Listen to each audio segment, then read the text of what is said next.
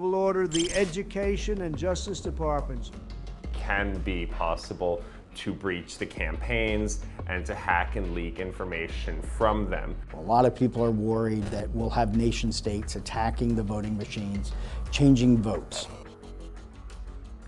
We see so many more cyber attacks coming in from different directions.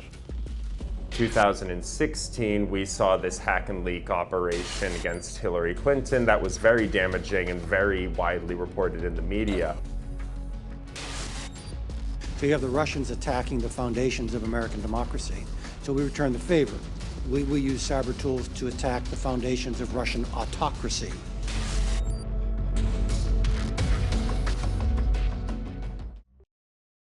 هل الانتخابات الأمريكية القادمة محصنة ضد الاختراق السيبراني؟ While the cybersecurity for our election voting systems are very strong, and it can be possible to breach the campaigns and to hack and leak information from them. ما حدث في الانتخابات الأمريكية عام 2016 غير العملية بشكل كامل. People anywhere in the world can create with very little money using off-the-shelf computer software very convincing videos, audios of Donald Trump, of Joseph Biden, of Vice President Harris. أجرت صحيفة نيويورك تايمز تجربة خصصت فيها روبوتات دردشة وزودتها بالملايين من منشورات وسائل التواصل الاجتماعي المتاحة للعامة لفهم مدى خطورة الذكاء الاصطناعي، وكانت النتيجة مرعبة. You know, the threats of particularly disinformation and misinformation are very large, and those are much harder threats to defend against. I also think that campaigns remain a very difficult type of organization to secure. Really not worried about some of the other stuff. I am worried about the backroom of the U.S. election system.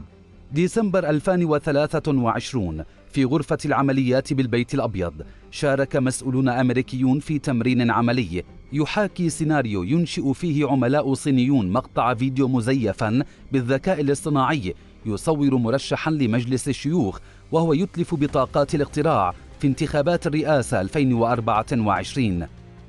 الهدف من التمرين هو الاستعداد الجيد لانتخابات عام 2024، حيث شهدت غرفة العمليات قتالا أظهره المسؤولون الأمريكيون من أجل الرد بحزم على هذا السيناريو الذي يقلق السلطات الأمنية.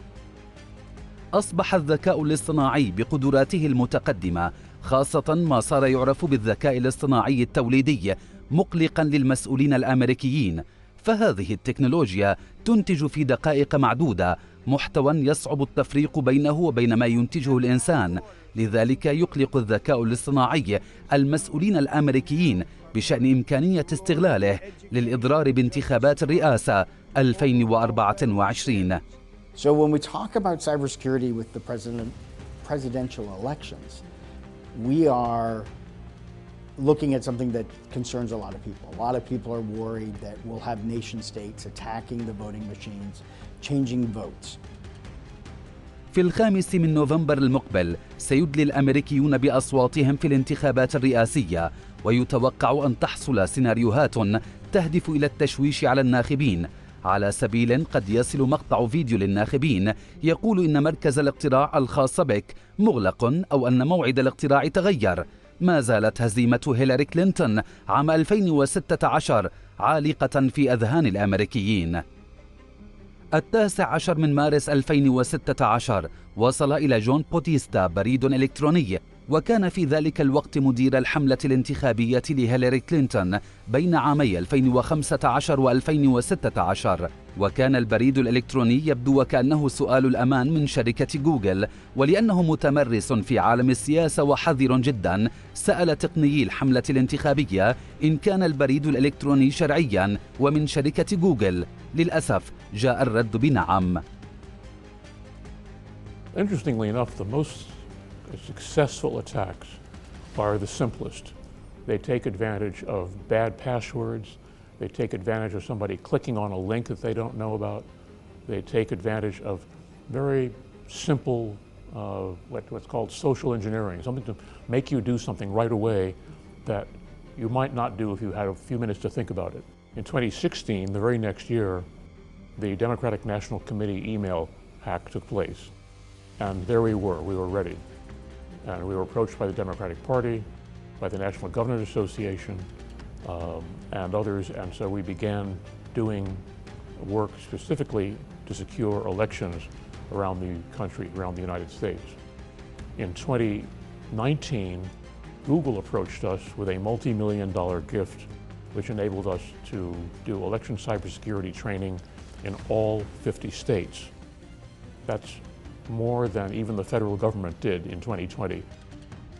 جون بوديستا عام 2016 صدق تقني الحملة وضغط على الرابط الموجود بالبريد الإلكتروني، وهنا تم تحويله على صفحة مزيفة وأدخل كلمة السر الخاصة به عليها، والآن أصبح الهاكر على نظام الحزب الديمقراطي بالكامل. The big thing that's new for 2024 is artificial intelligence. It has been introduced more quickly than just about any other technology in history. Some have written that the difference between previous cyber attacks and artificial intelligence cyber attacks is like the difference between explosions and nuclear war. وزارة الأمن الداخلي الأميركية قالت في نشرة حديثة تم توزيعها على مسؤولي الولايات المحليين إن أدوات الذكاء الاصطناعي لإنشاء مقاطع فيديو وصوت مزيفة ومحتويات أخرى من المرجح أن تمنح العملاء الأجانب والمتطرفين المحليين فرصة قوية للتدخل في الانتخابات الرئاسية 2024. الترجيحات تشير إلى محاولات مجموعات مختلفة استخدام الذكاء الاصطناعي التوليدي أو الذكاء الاصطناعي الذي ينشئ محتوى مزيفا للتأثير أو زرع الفتنة، وفق نشرة أصدرها مكتب استخبارات وزارة الأمن الداخلي في 17 من مايو. So while the cybersecurity for our election voting systems are very strong, the cybersecurity of the campaigns are another matter. Oftentimes these teams are composed largely of volunteers.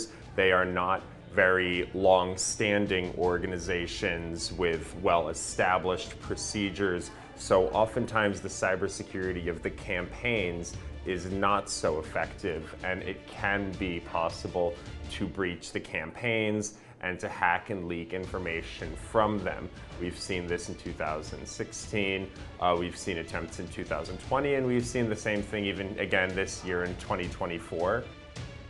مسؤولون أمريكيون حاليون وسابقون كشفوا لشبكة CNN أن عملاء يعملون لصالح حكومتي الصين وإيران أعدوا محتوى مزيفا بواسطة الذكاء الاصطناعي كجزء من حملة للتأثير على الناخبين الأمريكيين في الأسابيع الأخيرة من الحملة الانتخابية لعام 2020.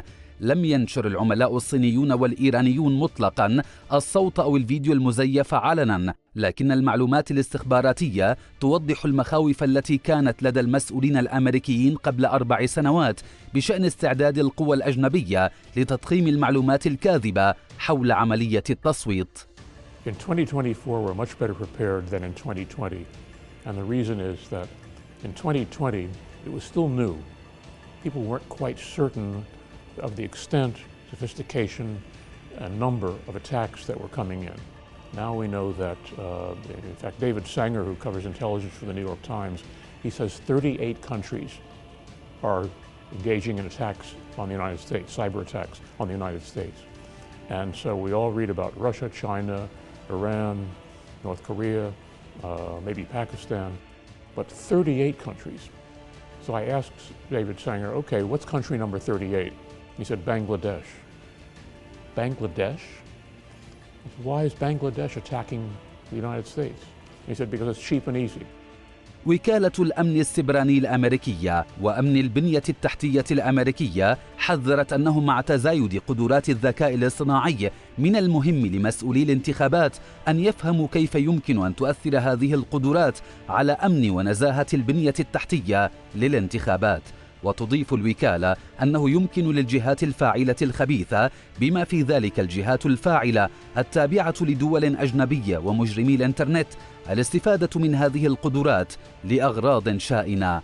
ولا ترجح الوكالة أن تؤدي قدرات الذكاء الاصطناعي التوليدية إلى مخاطر جديدة على انتخابات 2024، لكنها قد تؤدي إلى تضخيم المخاطر الحالية على البنية التحتية للانتخابات. وتشير إلى أن مسؤولي الانتخابات متمتعون بالقدرة على التخفيف من هذه المخاطر باتباع أفضل الممارسات الأمنية التي أوصى الخبراء باتخاذها لسنوات. وتشرح الوكالة كيف يمكن لجهات خبيثة استخدام قدرات الذكاء الاصطناعي المتقدمة لاستهداف أمن وسلامة البنية التحتية للانتخابات. حملات التضليل. هناك مسألتان مهمتان في هذا الشأن لا بد لمسؤولي الانتخابات التنبه إليهما بشأن قدرات الذكاء الاصطناعي. أولاً، التزييف العميق. يمكن للتزييف العميق الناتج عن الذكاء الاصطناعي إنشاء محتوى فيديو أو صوتي واقعي لكنه كاذب لتضليل الناخبين أو تشويه سمعة المرشحين، ويمكن أن تؤدي مثل هذه المعلومات المضللة إلى زرع الارتباك وتقويض الثقة في العملية الانتخابية والتأثير على سلوك الناخبين. ثانياً، الأخبار المزيفة. يمكن للذكاء الاصطناعي توليد ونشر كميات كبيرة من الأخبار والدعاية المزيفة بسرعة، مما يؤدي إلى تضخيم الروايات الكاذبة وتضليل الناخبين والتلاعب بوسائل التواصل الاجتماعي. مع اقتراب يوم الانتخابات الأميركية، حالة من القلق والتأهب تنتاب رجال السياسة وخبراء الأمن السيبراني. The first answer is yes, I am concerned. The second way I'll answer that question is there's really two types of concerns. One is about the actual electoral infrastructure itself, the process by which people register to vote, by which they go to cast votes, and then how we tally the votes. That's sort of the electoral infrastructure. And then there's the campaigns, the actual candidates, and whether you're talking, the presidential candidates or congressional candidates or all the other candidates that are running for office across the United States. So there are threats to both of those. So I think, the presidential campaigns tend to be better resourced and better defended than, local campaigns. But even so, I think the cyber threats to those, the campaigns is very real. Cybersecurity and infrastructure security agency specifically, in addition to all of its critical infrastructure protection operations, oversees our election systems to make sure that they are audited and secure, that there has been no tampering of the election systems before they are brought to polling stations, so that those protections have always been strong and robust. As I mentioned, it's harder for cybersecurity to be well maintained in a new organization like a political campaign, but for something like a governmental agency like CISA, part of the Department of Homeland Security, which has existed for more than 2 decades now, it is very easy for these organizations to have very well established and thorough procedures to make sure that those systems are as safe as they need to be. حسب وكالة الأمن السيبراني الأميركية، هناك ما يعرف بالتصيد الاحتيالي والهندسة الاجتماعية. يمكن للجهات الخبيثة استخدام الذكاء الاصطناعي في الانتخابات الأميركية من خلال استراتيجيتين، هما هجمات التصيد الاحتيالي الآلية، حيث يمكن للذكاء الاصطناعي تعزيز حملات التصيد الاحتيالي من خلال إنشاء رسائل شخصية ومقنعة للغاية لخداع مسؤولي الانتخابات والناخبين، مما قد يؤدي إلى إمكانية الوصول غير المصرح به إلى الأنظمة والبيانات الحساسة. الهندسة الاجتماعية. يمكن للذكاء الاصطناعي تحليل كميات هائلة من البيانات لصياغة هجمات هندسية اجتماعية معقدة واستغلال نقاط الضعف البشرية وخداع الأفراد للكشف عن معلومات سرية أو القيام بأعمال تهدد أمن الانتخابات. The space where I have expertise around election administration, there is certainly considerable concern that there will be AI-driven mis and disinformation about how elections are run, about voting processes, ballot counting processes, all of those kinds of things, right? And the various actors, from election officials to news media outlets to civil society, are all working on ways to combat that. In that space, however, if we think about AI, for the most part, it's more of an accelerant. A lot of the question of how these threats play out is dependent not just on the threat being carried out, that information being hacked and then leaked. It is also dependent on how the media reports it and how people consume it. So in 2016, we saw this hack and leak operation against Hillary Clinton that was very damaging and very widely reported in the media. This year, we've seen similar hacking with disparaging information about J.D. Vance released, but this has not been widely reported or discussed among people. So in this case, we've seen a similar operation that has failed just because Americans have not reacted to it in the same way. You have to train people not to do what the attacker wants. Don't click on that bad link, because that'll simply introduce malware into the system and let the attacker scoop up all the information. Don't do something which gives away a password, because that lets the attackers come in and shut you down. Very simple things, but we're all human. And so the cyber attacks are taking advantage more than anything else of human weakness. There are also some very, very clever things that they're doing technologically, but the most successful attacks are just taking advantage of human weakness. كيف يهدد الذكاء الاصطناعي انتخابات أمريكا؟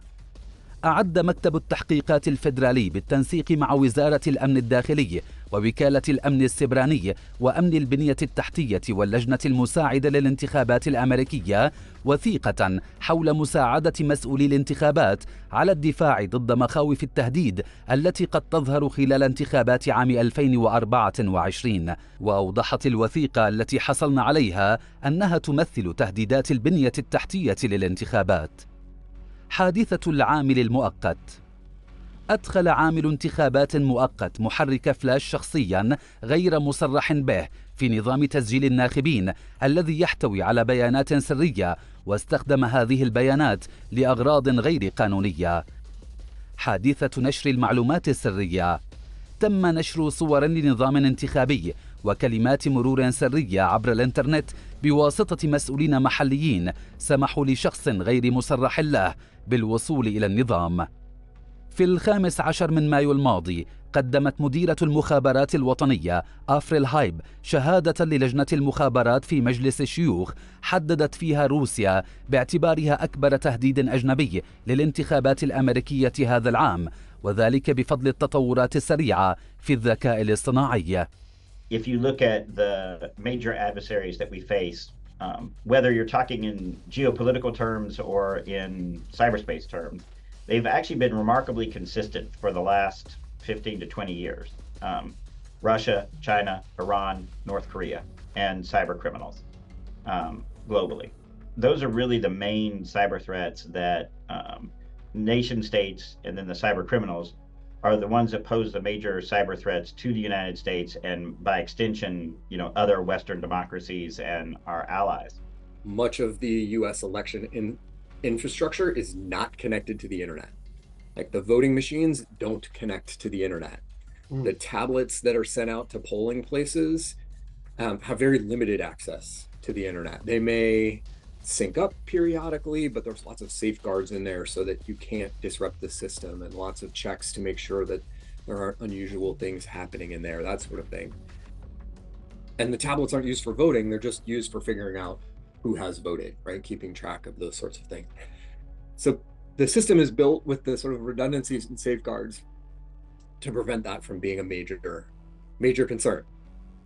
ومن أجل تنظيم ما يعرف بالذكاء الاصطناعي ومدى خطورته، وقع الرئيس الأمريكي جو بايدن أمرا تنفيذيا لتنظيم الذكاء الاصطناعي، وفي مؤتمر صحفي في مايو 2024 حذر مسؤولو مكتب التحقيق الفيدرالي من أن الذكاء الاصطناعي يزيد من قدرة الدول الأجنبية على نشر معلومات مضللة عن الانتخابات الأمريكية. Well, I think we need to continue to work to, on the electoral infrastructure side to ensure that a cyber incident cannot disrupt the electoral process, and that people can remain confident that the votes tallied, fairly represent the votes that were cast, and that they reflect the actual outcome of the election. لا ترجح وكالة الأمن السيبراني أنه مع تزايد قدرات الذكاء الاصطناعي التوليدي أن تكون هناك مخاطر جديدة على انتخابات 2024، لكنها قد تؤدي إلى تضخيم المخاطر الحالية على البنية التحتية للانتخابات. We always focus on external actors, people from other countries, Russia, China, Iran, North Korea, because those are the people who have lots of money, lots of resources, R&D budgets. They are the best prepared in the world. If we can defend against them, we can defend against internal bad actors. So we focus on trying to be strong enough and intelligent enough to defend against people who we think are the best bad actors in the world. في أبريل الماضي استخدمت اللجنة الوطنية للحزب الجمهوري الذكاء الاصطناعي لإنشاء فيديو تحذيري بشأن الأزمات البائسة المحتملة خلال فترة ولاية بايدن الثانية. وفي وقت سابق من هذا العام أدى مقطع فيديو تم إنشاؤه بواسطة الذكاء الاصطناعي للرئيس بايدن وهو يعلن عن مشروع وطني لدعم المجهود الحربي في أوكرانيا، والذي تم تحديده في البداية على أنه مزيف تزييفا عميقا، ولكن تمت مشاركته لاحقا دون هذا السياق في تغريدة مضللة حصدت أكثر من 8 ملايين مشاهدة. Misinformation and disinformation has been with us for as long as human history. AI makes it, easier, faster, more sophisticated, right? Everything is sort of more about it, which means we should be more concerned about it because there might be more of it and it might be more persuasive and lots of things that are not good for the health of democracy. But we're still using the same set of tools to combat it, including potentially AI that can help identify when these things are spreading and all of that sort of thing. In terms of the threats, to election infrastructure. سألت صحيفة نيويورك تايمز روبوتات دردشة تعمل بالذكاء الاصطناعي من سيفوز في انتخابات نوفمبر. تشير ردود التي استغرق إنشاؤها بضعة دقائق إلى مدى سهولة إغراق منصات إكس وفيسبوك والمنتديات عبر الإنترنت بمشاركات مثل هذه من حسابات تتظاهر بأنها مستخدمون حقيقيون لكنها في الواقع روبوتات. وقال أورين إتزيوني الأستاذ في جامعة واشنطن ومؤسس منظمة غير ربحية تهدف إلى كشف المعلومات المضللة القائمة على الذكاء الاصطناعي: أشعر بالرعب لأننا على وشك رؤية تسونامي من المعلومات المضللة خاصة هذا العام. So with respect to the cybersecurity of our election systems, specifically the actual polling stations, the way that votes are cast, the cybersecurity of these systems and our processes are very strong. Besides the cybersecurity within the systems, they are not connected to the internet when they are deployed at polling stations, so they are not accessible to attack. And there are also paper auditable traces from votes, so that way auditors can verify the outcomes of results even without any electronic vote tallying. So when we talk about cybersecurity with the presidential elections, we are looking at something that concerns a lot of people. A lot of people are worried that we'll have nation states attacking the voting machines, changing votes. As we learned in the 2020 election, Christopher Krebs, who was the director of CISA at that time, stated that they were the most secure and protected elections. That continues to be, as we heard from Jen Easterly last week at DEF CON, which is one of the bigger hacker conferences, one of the largest hacker conferences in the world. And she came out and said that the infrastructure, the things that are, the features, the procedures that are in place are providing a secure election. That's notwithstanding that we do have a lot of outside threats that are trying to threaten that. But for the most part, the infrastructure that's in place, the voting machines, they are secured, they are being protected. And also having a election information ISAC, an information sharing and analysis center, allows for the various election districts to be able to collaborate and be able to share information, best practices, what works for them when it comes to having a strong cybersecurity program for the election systems in the state or county where they may be. So, you know, we need to continue thinking about how we mature, how we think about resilience, how we think about protecting critical infrastructure, how we think about how we deploy IT, you know, and these capabilities, including emerging technologies. Artificial intelligence is certainly one of them, but quantum computing is another, certainly certain advanced biotechnologies, other things. And I think all of this points to the fact that, you know, we need these kinds of international collaboration because different cultures, different countries interact with the technology in different ways. International cooperation is essential. The people who are really good at intelligence tend to be good at defending against cyber attacks. The University of Southern California has done programs on cyber defending democracy with partners on 4 continents, ranging from the UK. We've had speakers from the British intelligence to Africa, worked with the South African Electoral Commission and others. We actually had a 2-day conference in June on artificial intelligence and the safety of elections in Africa, with speakers from all over Africa. We're expanding to Australia in the fall. We've worked with partners in Singapore, Korea, Taiwan. All major democracies are under attack. And so cooperating and sharing best practices, sharing information is absolutely essential. This is just like any other form of warfare. You need allies to help you defend and respond.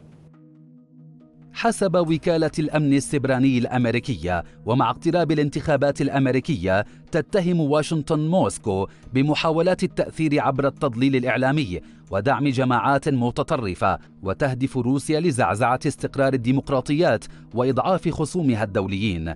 لكن كيف تدير موسكو هذه الحملات وما أهدافها؟ Recommendations about best practices. There are a lot of the states that are working with, you know, leading technology companies. So, you know, getting state of the art that we're getting from corporate America, and if they can keep Fortune 500 companies safe, then that's pretty much the state of the art. And so, and election officials are sharing among themselves, you know, best practices. I think there is a lot. أطلقت السلطات الأمريكية تحقيقات مكثفة صيف 2024 تركزت على شركة مقرها ولاية تينيسي متهمة بتلقي $10 ملايين من قناة روسيا اليوم الروسية. الهدف من هذا التمويل حسب الاتهام كان إنتاج وتوزيع محتوى إعلامي يحمل رسائل حكومية روسية خفية موجهة للجمهور الأمريكي. وبحسب التحقيقات استخدمت الأموال لإنتاج مقاطع فيديو قبل انتخابات نوفمبر 2024 ركزت على دعم روايات يمينية حول قضايا مثل الهجرة، الهوية الجنسية والاقتصاد. تقول لائحة الاتهام إن الآراء التي أعربت عنها تلك المقاطع تتوافق غالبا مع مصالح الحكومة الروسية التي تهدف إلى تعزيز الانقسامات داخل الولايات المتحدة، وكان الهدف من ذلك إضعاف مقاومة الولايات المتحدة للمصالح الرئيسية لروسيا مثل الحرب المستمرة في أوكرانيا. It is a real threat. It is a real serious concern, the security of these campaigns. As I mentioned before, a presidential campaign is staffed usually by very brilliant people, but these are not well-established organizations like a large company like Deloitte or a large bank like Citibank or something. So it tends to be a short-term group of people working together with new processes. And this kind of environment makes it very difficult to create a robust strategy to defend against cyber attacks. So the question is not really so much whether those threats will manifest, but how we will react to them as Americans, as well as within our government through law enforcement and through forms of federal monitoring to notice when these threats manifest and prevent them from getting worse.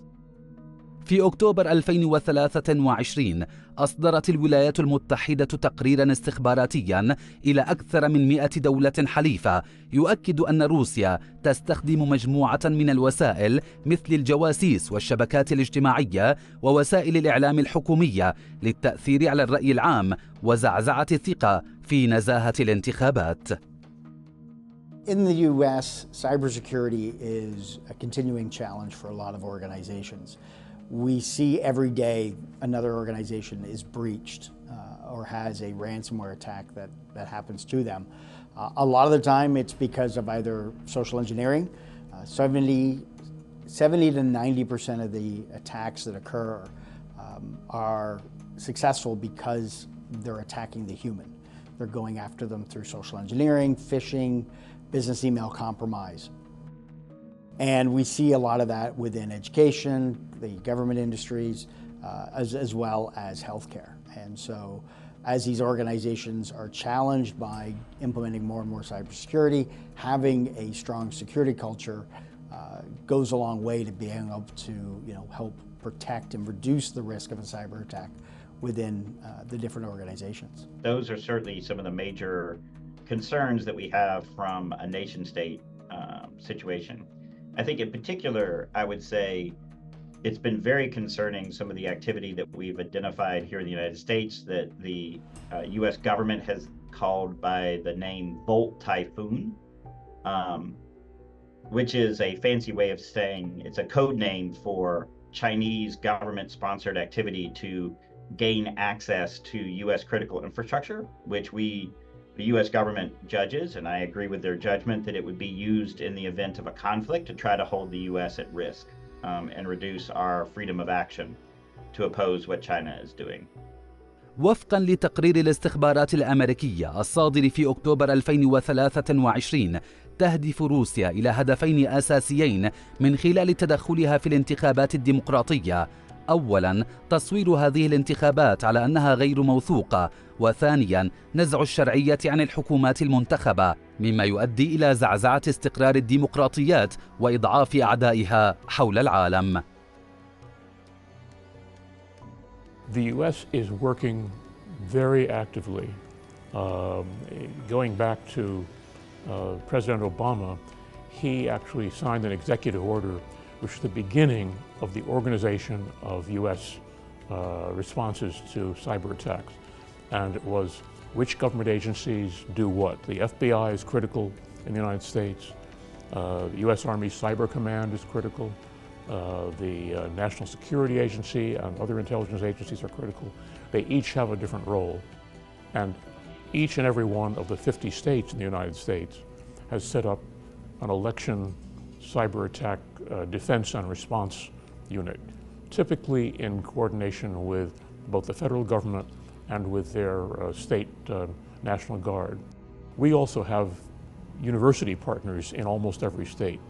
and universities across the United States have education, research, and public engagement on this. And so there's much more defense, awareness, and response in 2024 than there was 4 years ago. مع توقيت اختيار الرئيس السابق والمرشح الجمهوري الراهن دونالد ترامب وترشيحه لمنصب الرئيس في يونيو 2024، وحسب شركة مايكروسوفت تمكنت جماعة قرصنة تديرها وحدة استخبارات تابعة للحرس الثوري الإيراني من اختراق البريد الإلكتروني للمستشار السياسي روجر ستون، وكان أحد كبار المساعدين السابقين في حملة ترامب الانتخابية لعام 2020. Nothing I have seen or heard at this point suggests that it is a game changer, in part because the one place in which there's strong coordination with the federal government is around some of these cybersecurity questions and that sort of thing. And as I mentioned, the other thing that's important to remember is that for better or for worse, and in this case I think it's better, much of the US election infrastructure is not connected to the internet. Like the voting machines don't connect to the internet. The tablets that are sent out to polling places have very limited access to the internet. They may sync up periodically, but there's lots of safeguards in there so that you can't disrupt the system, and lots of checks to make sure that there aren't unusual things happening in there, that sort of thing. And the tablets aren't used for voting, they're just used for figuring out who has voted, right? Keeping track of those sorts of things. So the system is built with the sort of redundancies and safeguards to prevent that from being a major concern. Again, people should be worried about it, but I think we are taking the steps that are necessary at this point. I'm frankly more worried about it in 2026 and 2028 when AI becomes a more mature technology, that the resources on the side of bad actors may get out at further ahead than we are at this fairly early stage of artificial intelligence in this space. So I'm more worried about it long term than I am in 2024. في 23 من أغسطس الماضي أعلنت شركة ميتا أن مجموعة القرصنة APT-42 التي يزعم ارتباطها بالحكومة الإيرانية ويعتقد أنها استهدفت الحملتين الرئاسيتين، حيث حاولت مهاجمة حسابات واتساب لأفراد مرتبطين بكل من ترامب وبايدن، حيث تظاهرت المجموعة بأنهم وكلاء فنيون لشركات تقنية مثل جوجل، مما دفع ميتا إلى حظر الحسابات ومشاركة مخرجات التحقيق مع جهات إنفاذ القانون. سألنا مكتب مدير الاستخبارات الوطنية The Office of the Director of National Intelligence ODNI المعنية بأمان العملية الانتخابية حول التعاون بين الحكومة الأميركية وشركات التكنولوجيا لحماية الانتخابات الأمريكية من مخاطر الاختراق، فأوضح لنا أنه من وجهة نظرنا تركز تبادلاتنا مع شركات التكنولوجيا أمرين: الأول هو تطوير تقنيات وتكتيكات وإجراءات الجهات الفاعلة الأجنبية المهددة، والثاني هو مجرد تبادل المعلومات حول أساليب المصادقة والإسناد. وأوضح المسؤول الاستخباراتي الأمريكي: هذه التبادلات طوعية، لا نطلب ولا نتوقع اتخاذ أي إجراء بناء على المعلومات التي نشاركها، وتحدث هذه المحادثات على المستوى الاستراتيجي. And since Elon Musk's takeover of Twitter, now called X, we have seen many site reliability issues. There's a great deal of functional problems with the website now. So I don't think that there is evidence really to support the claim that there was something malicious here. I think it's more likely a problem with the website itself. Deepfakes is a rather interesting aspect of a threat within the organization. Within the elections. Already this year, we've seen audio that's been generated of President Biden when phone calls were made in the New Hampshire caucus back in February.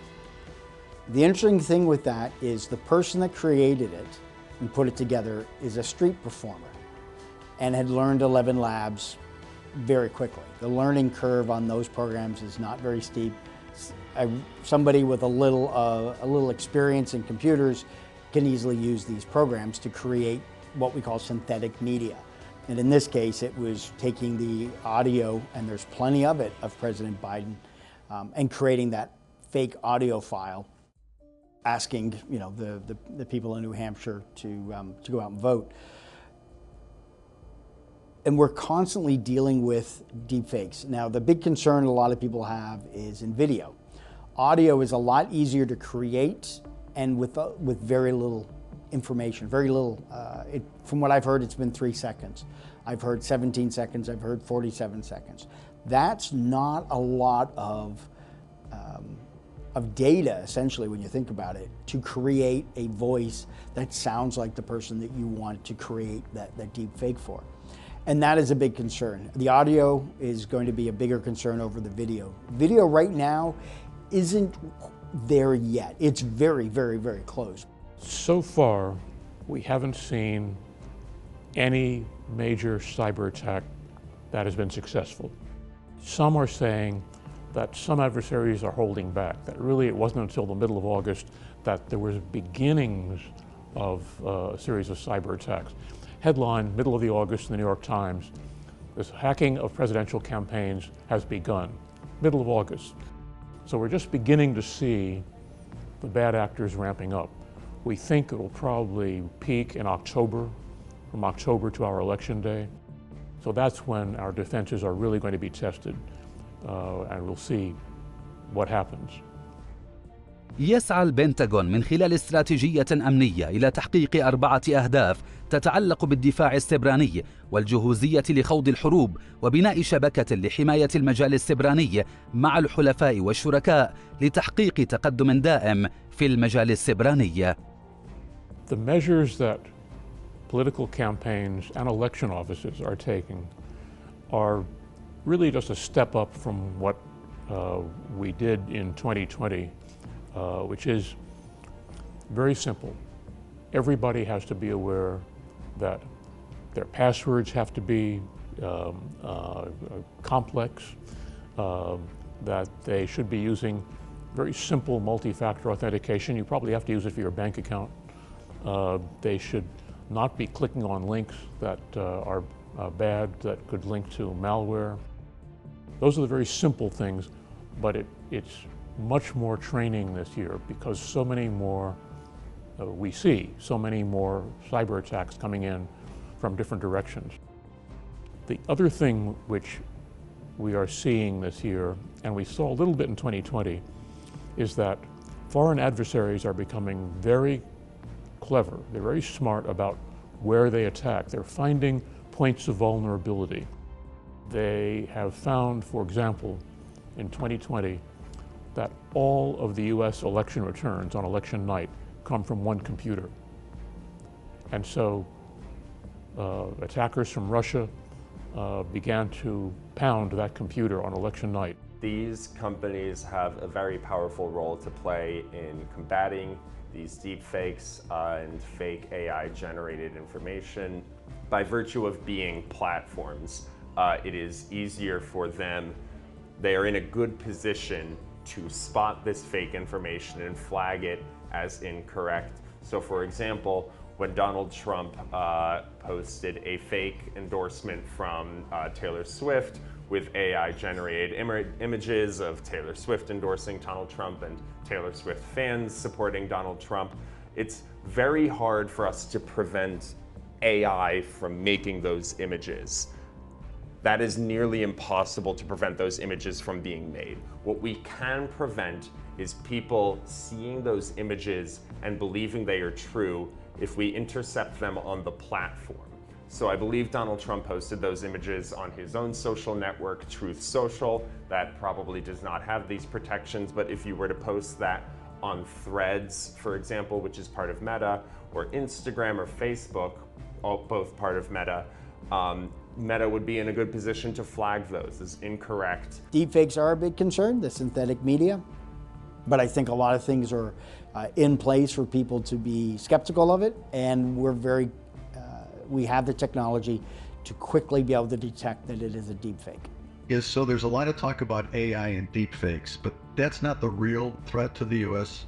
elections. Cyber attacks have already targeted corporations, infrastructure, government offices, anything that's valuable is subject to cyber attack.